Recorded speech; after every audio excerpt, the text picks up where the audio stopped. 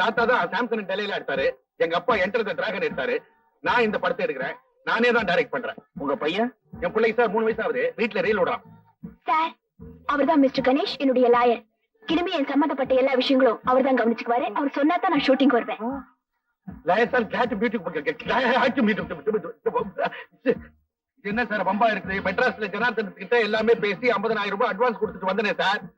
சிங்கப்பூர்ல புதுசா இது முளைக்குதே. அதெல்லாம் பரவாயில்ல, பரவாயில்ல பேசுறீங்க.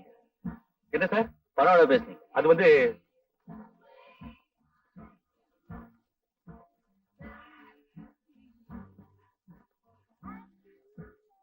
பாக்கி எவ்வளவு இருக்கு?